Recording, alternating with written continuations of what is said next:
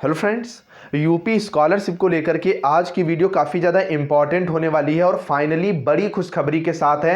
आपका current status चाहे verified recommended दिखा रहा है या करंट स्टेटस में पेंडिंग किसी कारण की वजह से आपका स्टेटस जो है शो हो रहा है, तो हर कंडीशंस के लिए यहाँ पर DWS से एक अच्छी खबर आई हुई है। तो आप लोग वीडियो में लास्ट तक बने रहिएगा और चैनल पर नया तो चैनल को भी सब्सक्राइब करो, वीडियो को लाइक करो, क्योंकि यहाँ पर आपको रियल और ऑथेंटिक अपडेट प्रोवाइड कराई जाती है। तो देरी ना करते हुए हम लोग बढ़ते हैं। तो यहाँ पर बड़ी अपडेट है, चुनाव बीता, विद्यार्थियों को अब मिलेगी छात्रवृत्ति। चुनाव प्रक्रिया के कारण दसमोत्तर छात्रों की छात्रवृत्ति की प्रक्रिया जो है वो धीमी पड़ी थी। अब यहां पर इसी में आपको स्पष्ट रूप से चीजें दिख जाएंगी। जिन भी स्टूडेंट्स का स्टेटस जो है, चाहे वो 75 लेस देन अटेंडेंस दिख रहा है या इनकम सर्टिफिकेट सस्पेक्ट डाटा या पेंडिंग शो हो रहा है, तो उनका स्टेटस कब तक जो है वो सही होगा। तो आप देखोगे जिले के करीब 50,000 दसमोत्तर विद्यार्थियों की छात्रवृत्ति और शुल्क प्रतिपूर्ति राशि का इंतजार समाप्त होने वाला है। अब आप चाहे किसी भी सिटी के, क्योंकि ये चीजें हर एक सिटी में एक साथ जो है वो लागू होती हैं, शिक्षण संस्थाओं की ओर से विद्यार्थियों के आवेदन का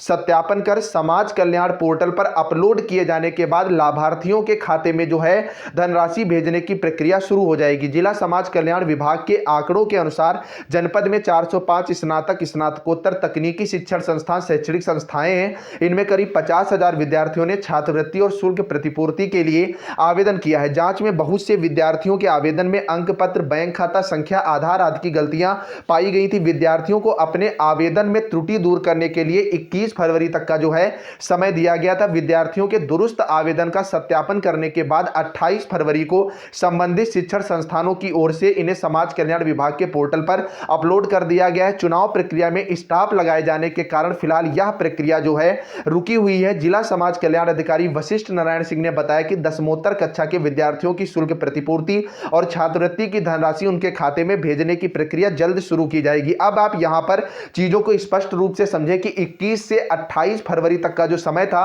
वो यहां पर दिया गया था आवेदन आगे अग्रसारित करने के लिए। करेक्शन वाले जो फॉर्म थे कॉलेजेस में सबमिट किए गए थे, क्योंकि यहां पर 11 तारीख से लेकर के 21 तारीख तक की करेक्शन डेट थी और 21 से 28 तक कॉलेज को करेक्शन के जो न्यू फॉर्म थे वो यहां पर DWS में सेंड करने थे। उसके बाद अगर आप देखोगे जो अगला आर्टिकल आपका साफ साफ दिख रहा है, जिला अल्पसंख्यक कल्याण अधिकारी आशुतोष पांडे ने जानकारी दी है कि विभिन्न शिक्षण संस्थानों से अग्रसारित किए गए वित्त वर्ष 2021-22 में दसमोत्तर विद्यार्थियों के आवेदन के सत्यापन की तिथि 6 मार्च तक बढ़ा दी गई है। इसके अनुसार विश्वविद्यालय मान्यता प्राप्त संस्थाओं के लिए स्वीकृत सीटों के सापेक्ष उन संस्थाओं की ओर से अग्रसारित किए गए आवेदन का ऑनलाइन सत्यापन करने के लिए विभाग का जो छात्रवृत्ति पोर्टल है वह 6 मार्च तक खोल दिया गया है। उन्होंने विश्वविद्यालय और मान्यता प्राप्त संस्थाओं के प्रबंधन से अपील की है कि विद्यार्थियों के पाठ्यक्रम और वर्षवार सत्यापन का ऑनलाइन अग्रसारण जो है 6 मार्च तक अवश्य कर लें, क्योंकि डेट जो है वो इसकी बढ़ा दी गई थी और यहां पर समाज कल्याण विभाग के द्वारा भी जो पोर्टल खोला जा चुका है,